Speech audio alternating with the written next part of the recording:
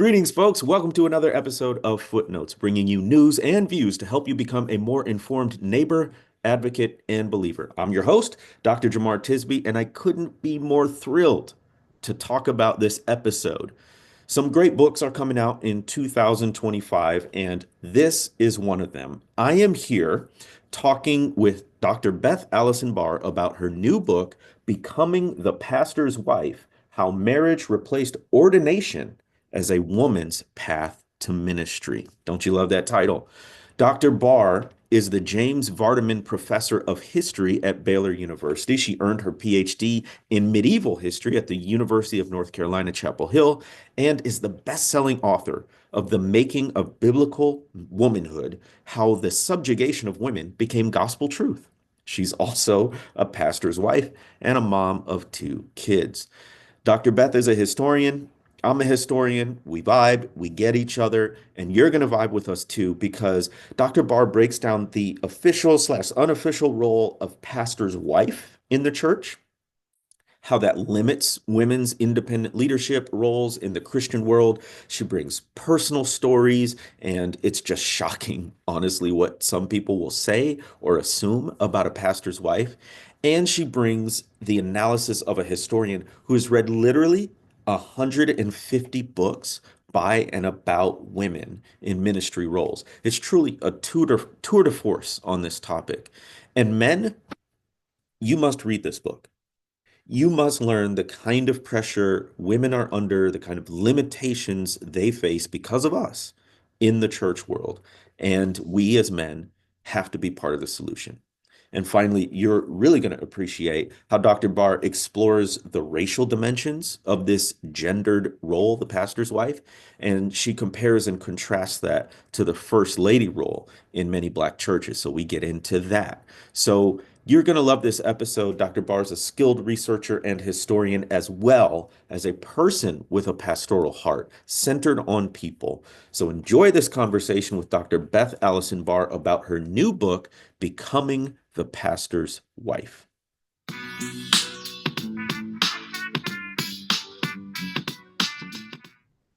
Welcome to Footnotes, Dr. Beth Allison Barr. So good to have you. It is so good to talk with you, Jamar. I am thrilled. First of all, I've got to give so much praise to the work that you've put into this book that we are discussing today, Becoming the Pastor's Wife.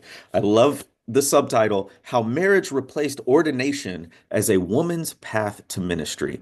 You have done, sometimes I get the impression that people write books and they just want to write a book. Like they don't know this consciously per se, but when you read it, it's like, it's not really adding to the conversation. It's not really Yeah. anything new or fresh. This is not one of those books. This is one of the books that's like, oh my goodness, where has this been for so long? Um, how did you come up with this topic? Because your first book was phenomenal, The Making of Biblical Manhood and Womanhood. Was this in your mind when you were writing the first one? No, no. I mean, you know a little bit too about the aftermath of the making of biblical womanhood. I was so unprepared for it. And my thought was just like, yeah, been there, done that. I'm just going to go publish on 15th century sermons for the rest of my life and hide. Um, Yep. but of course, my publisher came back to me and they were like, yeah, have you thought about something else? And The publisher. I Ah, was like, no. I was like, no, no, no, no, no. And I was having a conversation with Scott McKnight, and he was like, Beth, number one, never let a publisher pressure you to publish. He's like, I've made that mistake before. He's like, don't do it. Don't do it. good But then advice. he said, if you have something else to say, if you left something unsaid in the making of biblical womanhood, you have a chance to say it.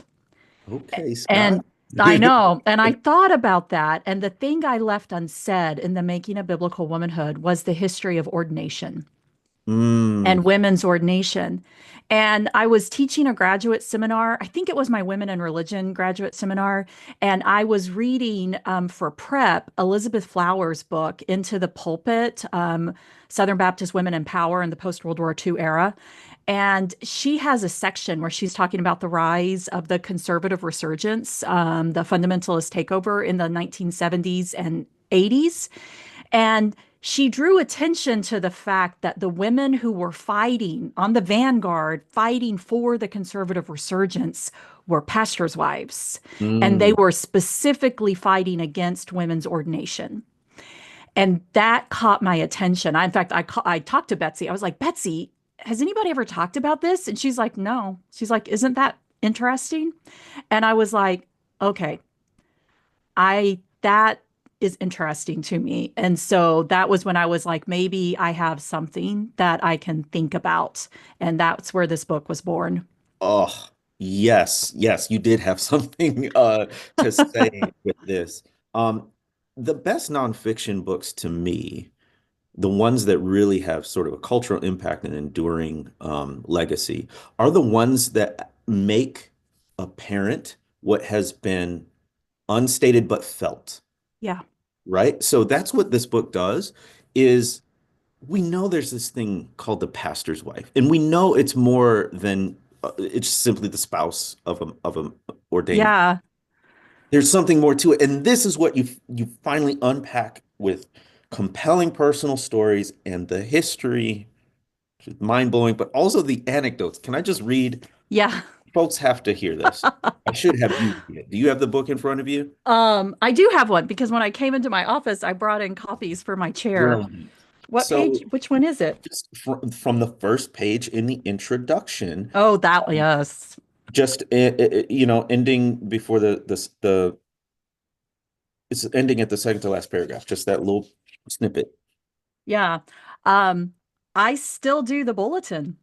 She was the wife of a retired small town pastor. We stood next to the booth sponsored by her church, watching as volunteers served hot dogs to children and firefighters at the summer festival.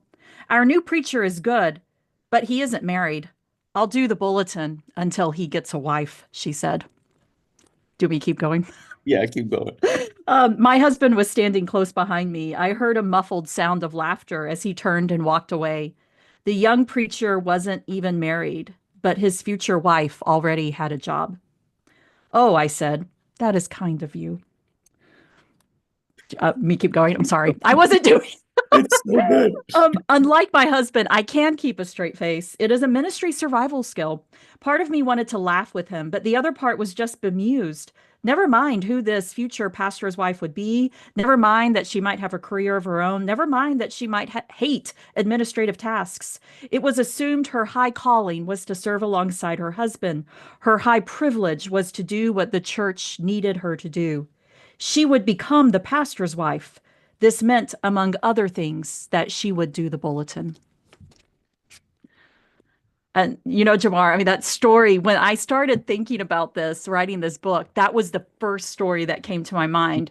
Mm. And it's because it just encapsulates, I think, this experience for women and these expectations. And the woman who told me this was so sweet. She was this little old retired lady, and she was so, being so kind. She still was doing the bulletin because the new pastor didn't have a wife. So, and the book is literally full of jaw-dropping stories like this that I think are so powerful because they're so quotidian, so kind of mundane. Like Yeah. you could go to a thousand churches on any given Sunday and have an interaction like that. So what you're saying here is the bulletin, that's representative of something larger. Tell us about this role of the pastor's wife. Yeah. I think if you talk to almost any pastor's wife, the phrase that you will hear is two for the price of one. And this is something that women feel that when their husbands are hired for this job, that there are this set of expectations that the church knows. They don't all usually communicate it to the husband or wife who are interviewing, but there's this set of expectations that come that when the husband is hired, some of the labor will literally be done by his unpaid wife. Mm. And this is just part of that expectation. And part of that unpaid labor too, I think, is the persona of the pastor's wife. The way that she dresses, the way that she looks, the way that she takes care of her kids, all of these things, and and the way that she speaks, or makes social media posts. All of these things can be held not just against her, but against her husband. Mhm. And so what she does and who she is literally impacts whether or not her husband gets to keep his job. And so it's this crazy role that is so common. Yes, and that not everyone signs up for. No. Just because you marry a certain person who feels called to ordained ministry, you are automatically thrust into this very public, visible role of being kind of the model or the exemplar of womanhood and wifehood Yes. for the That's entire exactly church. right. That's exactly right. And that's, some of the when you talk to other women who are in the pastor's wife role, what you will hear from a lot of them was like, "Hey, I married an insurance salesman. I had no idea he was going to go into the ministry, or I married something." And so they kind of feel like this was like surprised on them, that they never envisioned themselves in this type of role. And yet here they are because their husband felt called to ministry. Suddenly they have a calling, an expectation too. This book read me, and oh my gosh, reading it reminded me of a woman I was dating long ago in my 20s, who I was on this trajectory. Like I was a teacher at the time, but I was on this trajectory to go to seminary and be ordained. And she was just like, I don't want to be a pastor's wife. Like those were her literal words. And I was like, what? I mean, who cares, right? Why would it? Yeah. Right. And then now it's hitting me like, oh no, she knew. Like she was from the South. She grew up in the church. She knew what that would entail. And she was not. She had her own ideas of a career, and that wasn't it. So Yeah. you talk about how the pastor's wife is different than roles where you're married to someone whose job is absorbing and requires a lot of sacrifice, like a doctor or Right. lawyer or something. How is it different from those kind of roles that Yeah. require a sort of whole family investment? Yeah, so I mean, in some sense, the pastor's wife is a product of what happened in post-World War II America when we're like trying to get men back into jobs and we're trying to encourage women to go back into the homes. And of course, we know that the 1960s feminist movement, which also parallels the civil rights movement in lots of ways, is a reaction to this pushing women out of their jobs. And this is also at the time, I don't, my students are always amazed by this when they hear that women in the 1950s and 60s could get fired for getting married and they could get fired for getting pregnant. It was just like this when you become a wife, when you become a mom, that you no longer have a career. And so you would get fired and pushed out of the way. So, in some sense, the pastor's wife role is a part of this and this expectation. You can think about like doctors' wives or lawyers' wives, and there's this expectation that they're a hostess and they host the business parties at their house, etc. But what the pastor's wife, what makes it different is that one of the pastor's wife books that I read put it really well. She said, when your husband is a doctor and he's in the surgery, the wife isn't expected to step in and help him complete that surgery. It's crazy when you think about it. But in the role of pastor's wife, that's exactly what is expected of a pastor's wife, is that she is going to step into that role whenever and wherever her husband needs her. That is chilling to think about, right? Like you essentially become, I wouldn't even say a ministry partner because you're not on the same level. Right. You're not seen as on the same level as the male, but you're doing the same work. You're Yeah, ministering to people, you're praying with people, you're doing whatever functions that he's got to be at, 80% you got to be at them, right? that's exactly right. So, um, let's zoom out for a little bit. Tell folks what you do, what your role is, how you come into this work in terms of a profession. Yeah. So I am the James Vardaman Professor of History at Baylor University. I'm a medieval historian and a women's historian. And then I've also been married to a pastor for more than 25 years. And so my entire life has always been this parallel of being a professional on tenure track, doing research, et cetera, at the same time while I've experienced this role as a pastor's wife within a white evangelical space. And so, in many ways, I mean, like the Making a Biblical Womanhood, this book is my life. Yeah. So, Yeah. Yeah. I've lived this. You know of which you speak. I And do. folks have to recognize like your position at the university is a very senior position. Like to get a chair like that is every tenure track professor's dream. And you are there, well earned, well deserved. Thank you. More evidence of it.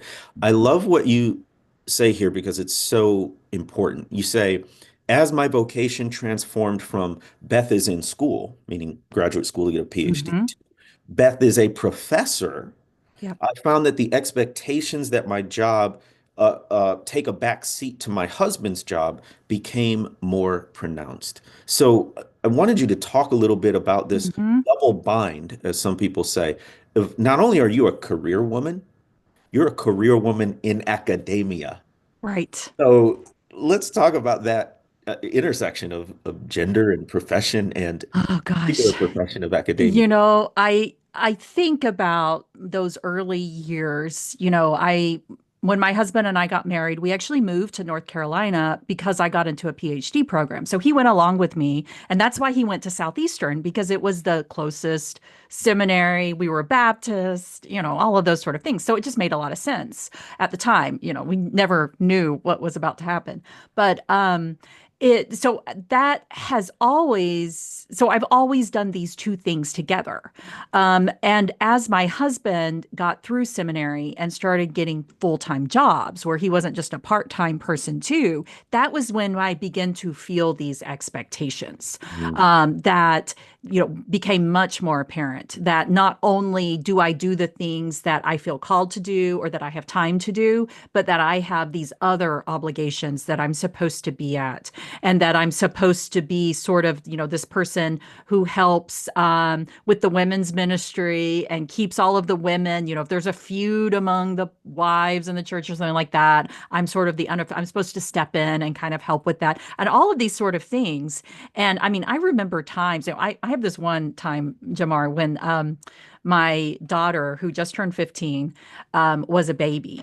And she had colic and she like screamed between 4 and 6 every afternoon. And I was on tenure track during this when I had her. And my son was 5. And I remember one day, and my husband he worked pretty long hours at the church. I mean, like there was the pastor who was there really expected him to be in the office until 5 or 6 every day. And I remember one day, and he was late because of all these things that were going on. And I just laid down on my kitchen floor. My daughter was screaming. My son was trying to help him. And I laid down on my kitchen floor and cried. Oh, And I was cooking dinner, and next to I think I was making spaghetti or something, but I had my book stand because I would read scholarship and prepare for my classes while I was cooking dinner and trying to attend. I mean, it just stayed there next to, so I still have like food splashes on some of my books inside because that's how I had to do it. I had to read while I cooked to get things done. But I just remember that moment where I just laid down on the floor and just cried because I was like, I can't do this. This is so hard. Um, I was going and to say this yeah, maybe towards the end, but this is one of the reasons why men need to read this book. I mean, what you're talking about is labor on top of labor on top of labor. That physical image of you lying on the floor, it's like all of that invisible weight just had yeah, took you out, and you had to lie down under it. I yeah. remember being in seminary, and my wife always worked, and we'll talk about some of the racial differences here. Yes. Um, but I remember being in seminary at this very conservative, reformed in the Deep South, and it was this holy mission for male seminary students to their wives didn't work and they stayed at home, and you're in seminary, so you're not making any money. Maybe you're part-time. And I just remember like the crushing load of, Yes. there was also this expectation of homeschooling. So the wife had all these responsibilities, no financial payment, and a husband who's basically in poverty as a grad student. And I was like, this just doesn't seem like a gracious God would impose Right. this on people who God is called to serve. So, I mean, Yeah, no, you're exactly right. I mean, the burden that, I mean, I say this all the time to people. We've always been dual career in our house, and I don't know if my husband had to carry the full load of being the full breadwinner with everything else that we do. I mean, that is such a huge financial crush to put. And I also think about it for men in these churches where they're really questioning what's going on and they're not happy with what's going on with the pastor, but they're the sole breadwinner. All of their insurance, all of their eggs are in this basket. And I speak of experience here, and when you get fired from a church in a town, it's really hard to get another job in that same town. It pretty much means you got to go somewhere else. And so the pressure that men are under because of this system is also just crushing. it's one of the things that we often don't realize about injustice and oppression. It's not just the oppressed group as a whole. It's also the people doing the oppressing that Yeah. it harms too. Yes. In this case, both the husband and the wife. Yeah. Um, Speaking of this sort of personal experience, you talk more about this in your first book, The Making of Biblical Womanhood. But you do have your family has personal experience with taking a stand Hmm. and losing the job, being fired from the job. So can Right. you relate that or review that story? Yeah, yeah, yeah. No, I mean that of course is that was in some ways was the catalyst event for the making of biblical womanhood, although it took me a few years to process it and actually write the book. But I mean, I'll stay still. My husband still has not vocationally recovered Mm, from that sort of thing, like him being able to get positions or move out is very, very challenging simply because he's married to me with mm, what I do. And because he did, for 15 years, his whole everything he did was in this church, and it becomes a very insular sort of place. And all of those connections you make in that church, when you lose that job, everybody just kind of steps away from you. And like, I mean, we still haven't recovered the level of friendships, et cetera, that we had from that time. Because I mean, we just lost everyone. yeah. And, we have one family that is still really much our friends, and they left that church too. Mm, But they're really the only ones that are mm. from that previous part in our life that we still have regular contact with. And What was the so, exact yeah. cause again? I mean, it's just, and people all the time, I have, I'm a very empathetic person, which I think right now we should all emphasize the importance of empathy. But I understand the the challenges of people in these spaces speaking out. I still think they should do it, but Yeah. I also think we've created a system. We've created a system that encourages silence. And it really takes a lot to push somebody, where they can see past those challenges and be like, you know what? We do this. And in fact, I think I tell the story in The Making of Biblical Womanhood. I mean, I remember my husband was out in the garage. He was changing a tire, and he stopped and he looked at me and he said, "If we do this, I will lose my job." And I was like, what else can we do? Well, tell us what the this is so And that that this was the issue of women in ministry. And we were at a church that was turning and becoming more and more conservative. It was also becoming more authoritarian.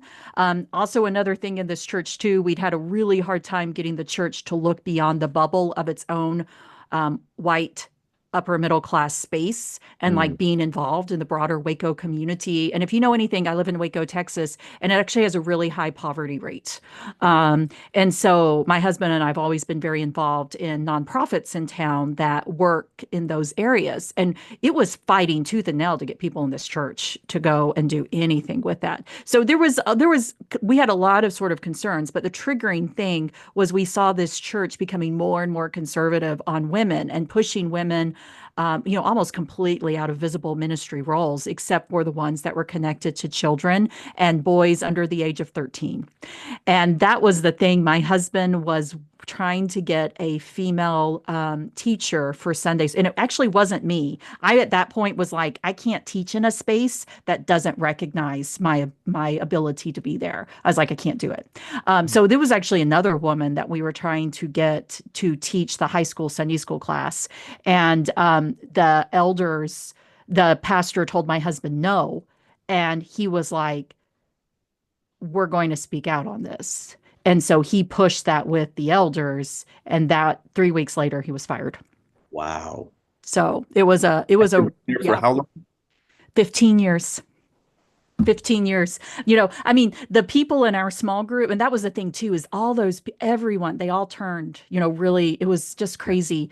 But like, the people, we were having babies at the same time together. I mean, it was, I still have PTSD from that event, and I mean, when I look back on my health during that time, I mean, I could tell also, but that was when I started grinding my teeth at night. I had to get mouth guards. It was a horrific experience. And it was so sad too, because it was so totally unnecessary. Yeah. And And the yeah, swiftness of the betrayal, which is what it yes, was, right? that's Y'all exact. y'all have invested everything in that. And then Jamar, I know you can relate to this, but I mean, I remember sitting there one Sunday and I'm like, surely somebody's going to speak up for us. It's like, surely. I was like, we've been here, we've raised your kids, we've led your kids to Christ. We've done all of this stuff. We're like, surely somebody. And to this, I mean, the silence was just deafening in that church. And that still to me, I think is the hardest thing. And for my husband too. It's the hardest thing is just how silent they were. I'm so sorry. That Oh, is, it's okay.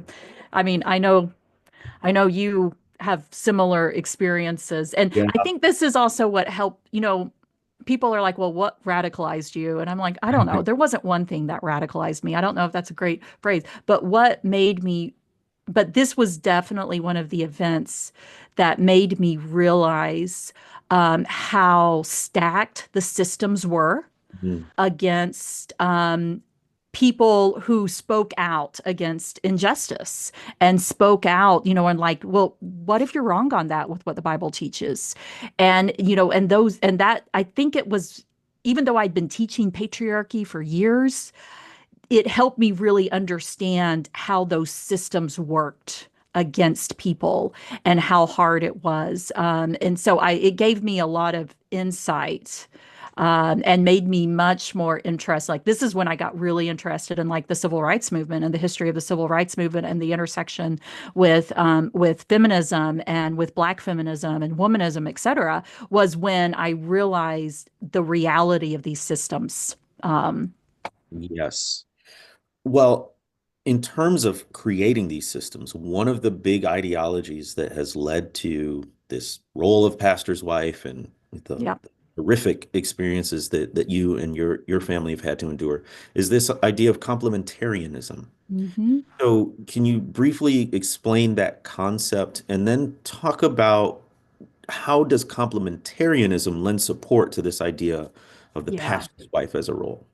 Yeah. So, I mean, complementarianism in a nutshell. And in fact, I remember Kristen Dumais, she read an early copy of this book and she was like, oh my gosh, Beth, I love your definition of complementarianism. It And too. I was like, and essentially what I said is complementarianism is the way that white Christians have used the Bible to justify the oppression of women. I mean, that's essentially what complementarianism is. It is taking the Bible and taking very selectively taking particular verses, especially First Timothy 2 and First Corinthians 14 and the household codes. And now, of course, this attempt to go back to Genesis and write it in with order of creation, which is just saying that because Adam was created before Eve, that Adam is in charge of Eve, which is just a crazy sort of thing. But this attempts to use the Bible to justify male superiority, especially white male superiority, um, and that not it's not because women are weaker; it's because God ordained it this way, and so it's this really difficult system to fight against because if you say, wait a minute, I don't feel God calling me to that role. I feel God calling me into these type of leadership positions. Then the response is that you aren't following God's plan for your life. You're being prideful. You're trying to usurp authority that God has given to somebody else. And so it turns it into personal sin. Um, and Yes. yeah. And so, I mean, complementarianism teaches that God ordained women to follow the leadership of men. And it is even though that type of patriarchy is a consistent part of church history, complementarianism itself is a theology that first began to be articulated in this way really in the 1980s. Mm, And it's that Christianity Today, the Danvers statement that was published in Christianity Today in the later 1980s. And it was a group of a few white men who got mad at the Evangelical Theological Conference because of all of the support of women in ministry. And as I talk about in the book, a lot of these men were connected to the Southern Baptist Convention and what was going on with the Southern Baptist Convention, the conservative takeover. And they formulated the Danvers statement, which then, as I said, was published by Christianity Today as sort of like this is Bible truth. And then in 1992, Wayne Grudem and John Piper published Recovering Biblical Manhood and Womanhood. And that sort of like sealed the deal. And then Christianity Today gave that book the Book of the Year award in 1992. I just like anyway.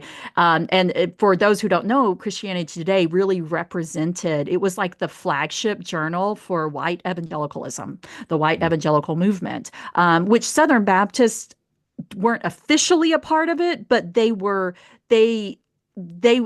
they didn't think they needed the evangelical coalition because they were so big in it themselves, but they're mm, functioning and working together.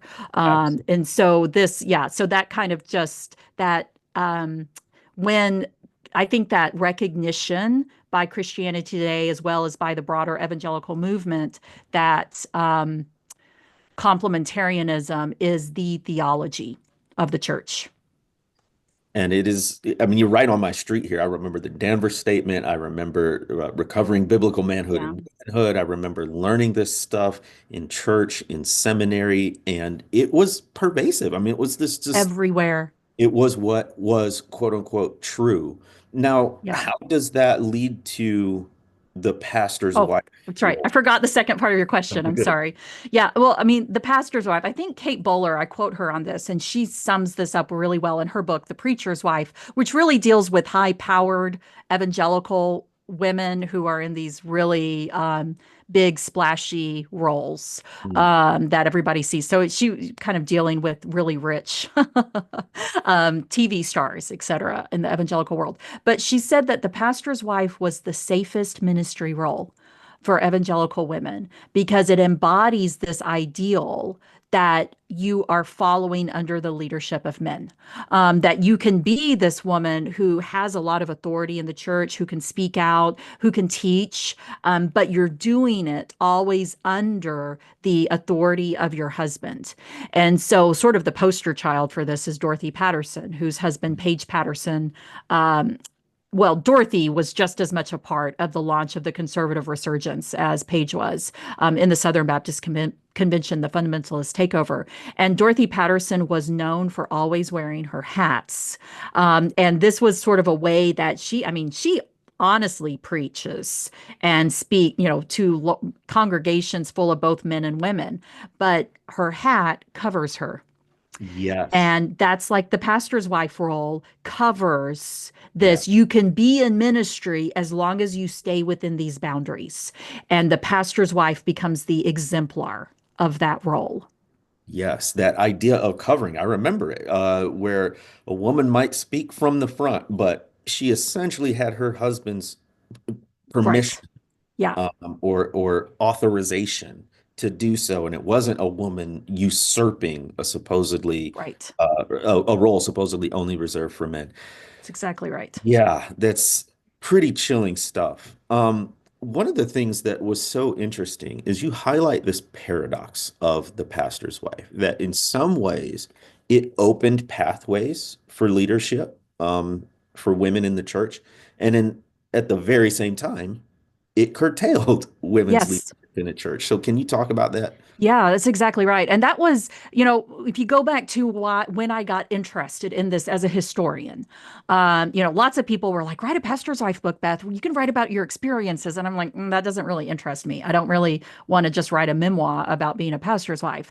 But the historical point, entry point for me was when I learned about these pastors' wives. Dorothy Patterson is one of them. Also, Joyce Rogers, who was the wife of Adrian Rogers, who was the pastor, the preacher of the conservative resurgence. He's the one everybody liked. Nobody really liked Paige Patterson, or anyway. And Paul Pressler, Judge Paul Pressler. But then Adrian Rogers was the preacher. He was the one with that great booming voice. And Oh yeah. yeah, you probably heard him. I mean, it really is Yeah. amazing to listen to his sermons. And Joyce Rogers was one of these women who fought against female pastors and women in ministry. And in fact, what they argued was that it was unbiblical for women to serve in these leadership roles that are outside of, that aren't covered by their husbands, essentially. And so what they did is they put forward the only godly role for women in the church called to ministry was to become a pastor's wife. So if you are called to ministry as a woman in the church, you're either called to like teaching roles, that is always under the authority of someone else. You're called to be maybe a missionary. Single women can go out and be a missionary and they don't have to be married. Or you're called to be a pastor's wife. Mm, And it did open up doors because there are some women who are called to preach, and through the role of pastor's wife, they can do it mm. and they can use their gifts, as I said, but it's always this contingent. It's always dependent on whether the men in that space let them. Yeah. Um, and so that's the kicker with the pastor's wife role. It can offer, it's really a classic example of the patriarchal bargain, which people don't. Every time I write about the patriarchal bargain, I get like all of this pushback from these white women who are like, essentially, how dare you say that we're complicit in this system because we benefit from it? And I'm like, You just said I it. just like, I'm like, Uh, okay, I don't know really how to respond to you because that's exactly what's going on here. If you play by the rules, if you support male headship, it's in the pastor's wife role, then you are able to use your gifts and speak out and do these things.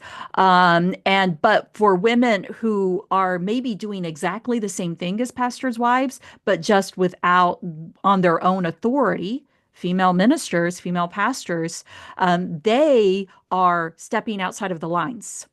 yeah. And in fact, everybody's talking about Doug Wilson right now. Nancy Wilson, his wife. I actually read her book before I realized that she was Doug Will. It was a slow rev as I was reading. I was like, oh my gosh, this is Doug Wilson's wife. It took me a while. I read 150 of these things, so sometimes it was just like, who are these? But it she literally puts female pastors in the category of all of the, I sort of think about like in the circles, Dante's circles of hell, like the worst people possible. She puts them there with the abortionists and with Oh, I mean, with the murderers and with the people, sort of like the worst Maybe people. preachers are reserved for that last level of the That's inferno. exactly Yeah. right. Female pastors, that's where they are, and so the only appropriate role for women in ministry is this one that's safely underneath male headship and that always recognizes that male headship. And I recognized as a writer what was probably a deeply deliberate choice on your part, where you talk about women's leadership being dependent and independent leadership. And so that sounds like a bit what you're getting at. As a pastor's wife, you can have some leadership and visible public leadership, but it's dependent, right, Yeah, on your relationship. to your husband. And Yeah. I think that's something to pastors' wives whose husbands lose their jobs for whatever reason, have this moment where they experience this powerlessness. Mm, That despite all the authority that they have in that church, despite all of the women who are asking them to speak at events and asking them to come and do this, sort of this circle, that all of that was dependent. I mean, it wasn't because they may be especially gifted in those areas. It mm, wasn't because these women were recognizing or men in the church were recognizing a call of God on this woman's life. It's because of the role of her husband. And so when her husband loses that place, or maybe doesn't want his wife to have that role anymore. I mean, she loses it. It's dependent upon him. We call this in feminist theory as well, precarity. mm. That some people live in more, have more precarity in their lives, which means they are unable, the circumstances of their lives, they can't simply lift themselves up by their bootstraps and step out of it. These layered systems of oppression. And pastors' wives, while they may be at the top of this sort of layered of oppression, especially in these white evangelical spaces, they are still precarious because their success in that church is more dependent upon their husband than really on their gifting. Yeah. Oof, you're just unpacking this so helpfully for us. One of the things I want to turn to now is race. And Yes. so what I really appreciate about your approach here is you don't just sort of include Black Christians in your analysis. You made it a point to do so. And even from the introduction, you talk about the First Lady, which the minister's wife in Black churches is often called. And I know from experience that a lot of other authors wouldn't have made such a concerted effort. So why did you feel so strongly about including an analysis of the Black pastor's wife in your work? Yeah. So some of this comes from the making of biblical womanhood. And in some ways, one of the pieces that I didn't explore as much in the making of biblical womanhood was the how this impacted specifically Black spaces and Black women. And part of the reason I didn't address it in the making of biblical womanhood is because honestly, I didn't know. Hmm. I hadn't explored this yet as a scholar in some ways. And I knew I was speaking from I knew the white story, I knew how it intersected. I think, and one of the things that I always sort of regretted about the making of biblical womanhood is that I didn't explore more. I tell people the making of biblical womanhood was what I knew, what Hmm. I'd been teaching. I didn't really do a lot of extra research for the making of biblical womanhood. This is everything that I knew. And so the pastor's wife book gave me a chance because the pastor's wife book I didn't know this stuff. This is all based upon primary research, archival research, as well as reading all of this genre of pastor's wife literature. And so I think my experience with the making of biblical womanhood made me more acutely aware I was like, I want to know how this plays out in the Black church. And very early on, what I realized is that while there is a parallel role in the Black church, it is a different trajectory in many ways. And I think, again, this is tied to the racism of the white church, that white evangelicalism is very much tied to white culture, and that it invites Black people into it, but it doesn't change the culture. It's like we're inviting people into a space and expecting them to become like us, sort of thing is the way the white church, I mean, you know all about that. So what I wanted to know is I wanted to know what was going on in Black culture and Black spaces themselves. And so when we started making the spreadsheet of looking at pastor's wife books, what I found is that the Black pastor's wife, there's a whole genre out there of Black pastor's wife books. They actually start, well, they're consistently apart. Like I cite one, Mary Ross, I love her book. It's 1946 when she first publishes it as this Black pastor's wife. So, I mean, their voices are consistently in this genre, but they don't really start picking up where we start seeing a whole lot of these books published until late in the game. Like really in the early 2000s is when I start, late 1990s and 2000s, where you start seeing really a huge spike in some of these Black pastor's wife books. Another thing I noticed was the Black pastor's wife books are often self-published or Mm. published by presses that are much smaller or denominationally, like associated with the Progressive Baptist denomination. And, whereas some of these white pastor's wife books are self-published, and some of them are by smaller presses.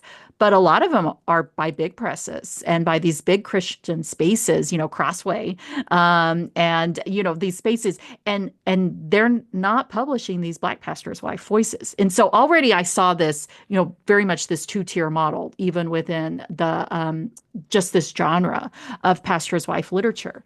And so it made me really curious what were the other differences. And so I started reading these books too. And almost from the beginning, and I talk about this in more detail in the last chapter of the book, because I see hope in the Black pastor's wife role in ways that I think the white church can learn from. And one of the things that I noticed in these Black pastor's wife books is that they never claim the role as biblical. Mm. They just don't, sometimes they talk about, like we could connect it to this woman in the Bible or whatever. But, Weptoma Carter, who wrote the Black Minister's Wife in 1976, and she was the wife of a progressive Black Baptist pastor. And she just said, flat out, this isn't a biblical role. This is a role that's born in culture. And for the Black church, the role of the pastor's wife is actually born in slavery. And she says where these enslaved communities, the women were often more stable than because men were being sold and taken out, and they were less consistent within that community. And so the enslaved population would often look towards these women as these spiritual leaders and these spiritual guides. And this kind of evolved, and Thea Butler talks about this too, into the church mother role. Mm. And in many ways, the Black pastor's wife role, this first lady role, stems from this church mother role. And so its evolution from its very origins is very different from the white pastor's wife role. And so I became aware very early on that these are not the same things. I cannot talk about these things. Yeah, there's similarities, they cross over, but they are rooted in different historical developments. And so I'm really hoping this book helps inspire more work into the Black pastor's wife role too, because I think the story there is just, it needs to be told in much more detail. I really loved your discussion of Weptonoma Carter's book Hmm. and how you show the sort of origin story of this Right. goal is so different. One is sort of culturally, historically located. One is claiming to be biblically Biblical. located. Is that where you sort of see the hope that you mentioned? I mean, what Yeah. can we learn from the Black pastor's wife role that? Yeah. So, actually, one of the things that I'm kind of angry about from reading these books is I think Dorothy Patterson stole the title First Lady Ooh. and added, I didn't say this out loud in the book because I don't know where she got the title from. I don't know if she stole it from the president sort of thing. It could be from the president genre, but it is something, in the Black church, the pastor's wife is often called the first lady. And it irritates me to see that phrase turned over into the white church because it is not the same thing. In the Black church, what I saw with the first lady role is that there is much more independent authority, especially in these earlier books before 2005. Not completely, but that's where I kind of start to see a shift in these Black pastor's wife books. And while there's always a conversation that they need to help bring respect to their husbands. Many of them are like, this is because our husbands don't get respect in the white world. Mm, This is, I mean, again, this is a product of slavery. And so it's not because you owe subservience to your husband because of a God ordained plan. It is because the pastor needs to have, because he is a man who has never had this type of sort of respect and authority out in the white world. And so it is something that is more fragile, in a not white fragility, but sort of it's a thing that needs to be, his authority in some ways needs to be buttressed. And it's yeah. like the Black pastor's wife, she can do this because she carries this authority. And so it's more of a sharing authority. It's not like I owe you this. It's like, I'm going to lend you some of what I have because you're doing this important work for God. Mhm. Um, and so, I mean, it was just a very different feel. And also like Weptona Carter's book, I mean, I literally almost dropped it on the floor when she had this statement. I just love this. And she's writing along and she's like, look, as a pastor's wife, you're called. You're called to this type. And whatever you feel about that. But she says, you have been put in this ministry position to do for the good, but it doesn't have to be in your husband's church. She's like, you feel called to do service in the community? You go do that. You go do what, how you feel God is calling you to do this service. And it doesn't necessarily have to be in the church with your husband. Like your labor is not part of his job, is sort of thing. And that really, I just almost dropped the book then because I was like, I can't even imagine a white pastor's wife being like, yeah, you don't have to go to your husband's church. It's okay. You don't have to teach Sunday school. It's okay. I mean, and it just this difference of perspective that the Black pastor's wife, they did see themselves as a model and they saw themselves as a way to buttress the respect of their husband and help their husband do his job. But yet at the same time, they also are free to do what God has called them to do.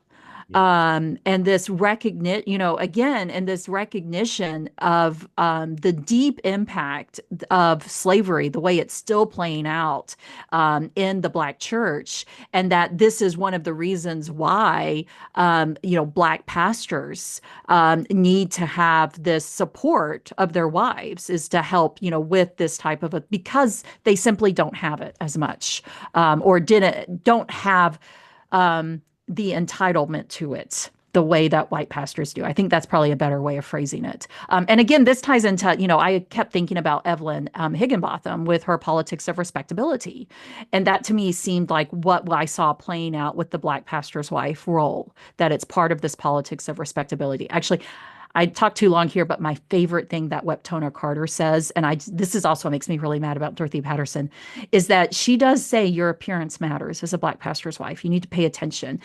She doesn't care. I mean, Black pastors' wives don't say women have to be thin and don't have to, they don't, it's not that. It's that you Yeah, like, which Dorothy Patterson was like some well, calories, right? oh, well, yeah, I mean, the White Pastor's Wife books, one Yeah. of them says that you have to be, it's Dorothy Pentecost who, and she says that your weight is a sign of your spiritual health.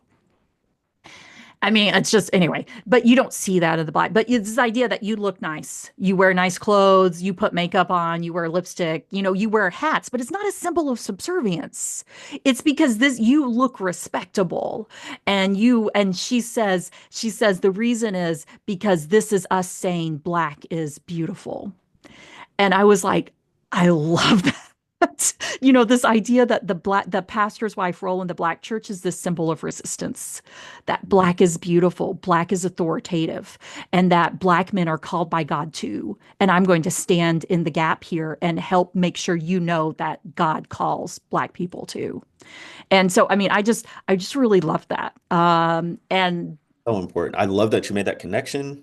to respectability because the trope for black women in a white supremacist society is you're the mammy, you're the Jezebel, or you're the Sapphire, right? But you're not a woman of esteem and purity Right. and whatever that white women are. And so the way you comported yourself, the way you presented yourself said something about you, and it was subverting these Yes. dehumanizing narratives, both about women and about black men in Yes. at the same time. And so, yeah, and Yeah. I don't speak from experience, like the first lady, there's often a sort of either explicitly named or understood co-pastor kind of thing. Yes. Yeah. And when she gets in the pulpit, it's preaching, you know, and it's co-leading, and she's on the billboards or the signs or the brochures right next to her husband. Um, but as historians, we're truth tellers. We don't seek to valorize nor vilify. We seek to present the data as we find Right. it.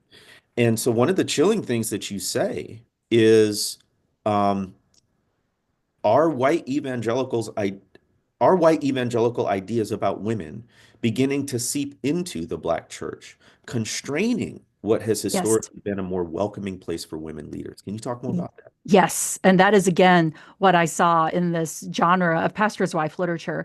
And actually, after I have all this, I have this huge database. So I'm actually to do a couple of academic articles out of this. And so one of the things that I saw in this Black pastor's wife literature, and some of the things, I didn't want to say that I did. I haven't submitted this for, to a journal for peer review. And so I made sure, and they didn't actually say that, I was careful about my wording in this book because I sort of see this as the beginning of a project. But one of the trends that I saw, and when we looked in these books, we looked for what we called submission language. And Mm, submission language was often tied to these particular Bible verses, 1 Timothy 2, 1 Corinthians 14. And it was language that talked about the headship, male headship, and that wives are supposed to do these things because of this submission, this submissive role. So we had these categories that we were looking for. And what I saw in the Black pastor's wife, that in especially, the 40s, what Tono Carter's book in the 70s, you see this, respect. You need to respect and buttress your husband's authority. But this sort of submission language is not as evident there. Um, but around 2005, I start to see a spike in Black pastor's wife literature. And for those who want to know, I actually have an appendix. I love appendices. And so I made Brazos put in an appendices into this. I was like, we're going to do an appendix. And it lists all of the pastor's wife books that we read in chronological. So people can go back and they can look and you can see these. But we saw a spike after 2005. This submission language is entering into this Black pastor's wife books. And if you and I talked with you a little bit about this behind the scenes. I mean, I think this is a result of the attempts in the white church, this reconciliation movement that we mm, see really pick up in the late 90s. Think about the Promise Keepers movement, and this move where they're inviting all of these Black pastors onto the stage. You can even think about like with Desiring God, and they highlight certain Black voices. And the Black voices they highlight are the ones that follow this complementarian theology, which is a white theology. But you begin to see it being parroted by these Black churches, picked up by these Black pastors. And I think part of this is politics of respectability. Complementarian theology makes these Black pastors respectable in these white spaces. But then you see it beginning to be used in these Black pastor's wife books. And I would say it's still not to the same degree as what we see in the white spaces, but you certainly see that influence, this complementarian theology beginning to become much more common it's within these Black pastors' wife. And that is very chilling to me, because it's backwards progress, and it is constraining what this historical role that women have been playing in the Black church, and this role where they've been respected as these spiritual leaders, this church mother position, and now that is being put within these white boundaries. I'm Uh, so glad you highlighted that because it's true, and it's true in a lot of different ways. The impact of white evangelicalism, this cultural juggernaut, it's yeah, hard to ignore, and it can sort of make inroads in pernicious ways into other traditions that yeah, maybe had a better story. I have to ask about one more thing, and that's contemporary.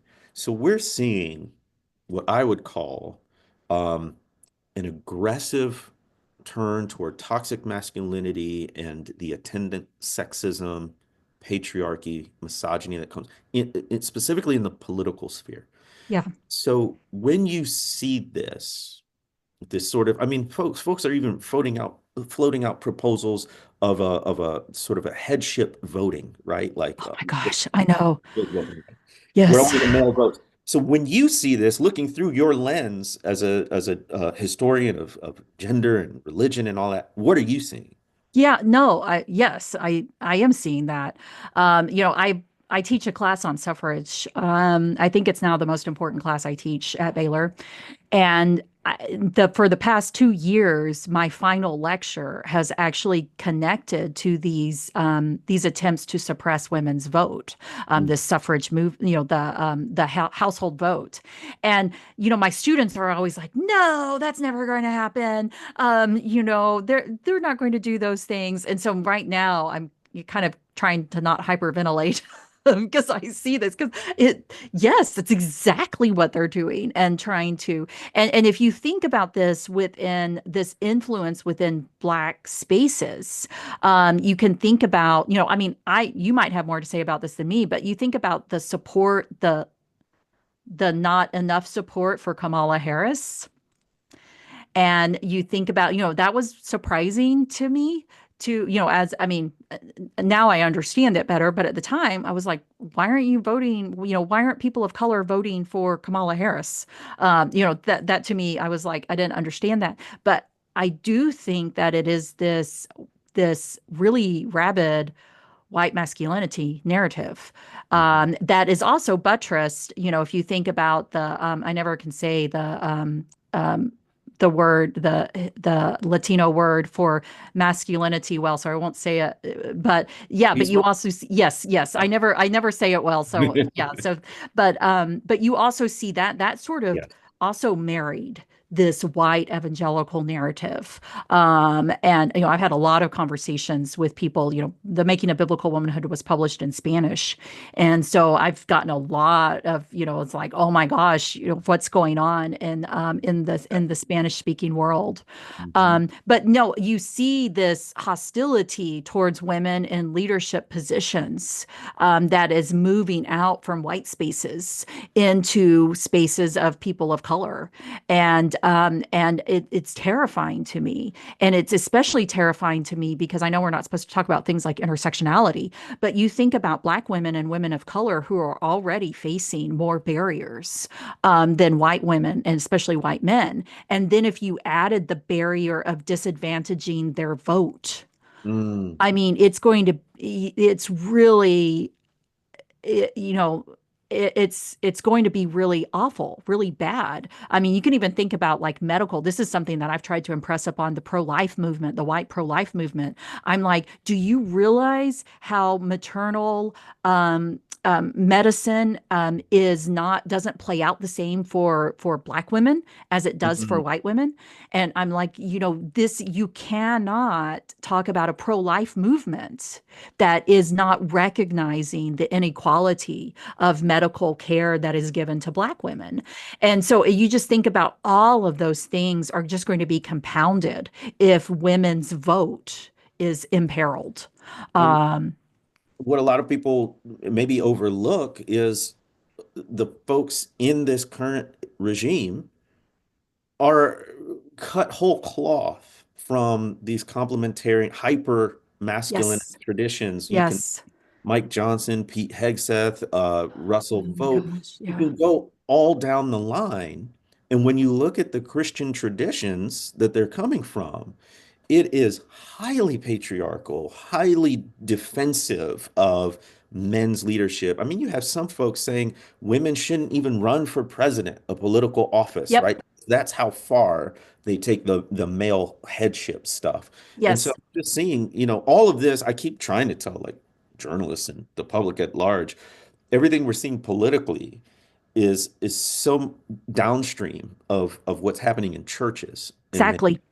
Exactly. Yeah. I mean, and and you think about women too. I said this on the Preacher Boys podcast, and he put it on a TikTok. I'm never going to be on TikTok. I'm not. But anyway, I had to silence the notifications from the Instagram and stuff because I mean, it was just crazy. I told my husband, I was like, I knew these people were out there, but when you actually see them making comments, it's another whole reality sort of check. I was like, I can't believe they believe this stuff. But anyway, the thing I said is I said what he quoted me saying was, how the heck are we going to get a woman like Kamala Harris elected president of the United States when 16 million Southern Baptists believe that a woman's place is under the headship of men? And I was just like, I mean, to me, I don't understand why people don't see that connection. Um, and but it got a lot of comments. Let me just say that. And it was amusing to me, but it's also terrifying. Yeah, it Um, is. Because yeah. these folks are aggressive, they're violent, they Hmm. are very closed-minded, and this is now in the White House with the power of the federal government behind it. Absolutely. Absolutely. And I guess the place that does give me hope, and I always have to find hope. I just can't live. Is, as I do think, I think about like women's voices in the Black church. Um, there is still more authority there. Mm. They still can. I think there is still more influence there. And I think also women in the white church, while we have a harder time getting that authority, we have a lot of soft influence, that indirect power. And, I've said this before, if white women if they stopped going to church, the church would not. I mean, yeah, I mean, it wouldn't work. Absolutely. Patriarchy only works because women support it. And so if women, so we do have power, is it Ruth Bader Ginsburg who said that the reason they try to silence you is because your voice is powerful. And so, I mean, I'm like, we have power. We can still change this. We can speak out. And the church is where a lot of this problem, Kristen's book, your book, these books called out how racism and patriarchy and oppression were embedded in the church and then seeped from the church structures into the political structures, which means that the church can be an agent of change in helping to do the opposite. Mm. I love that. Oof. If it was such a big part of creating the problem, it can also be a big part of shaping the solution. Exactly. Dr. Beth Allison Barr, I could talk to you about this book and your life and everything for hours and hours. Thank you so much for your time. Thank you so much for this latest contribution. Folks, it's called Becoming the Pastor's Wife: How Marriage Replaced Ordination as a Woman's Path to Ministry. Pre-order it, buy it, get it for your friends, do a book study on it. Thank you so much for all of this. I can't wait for folks to read it. Thank you, Jamar.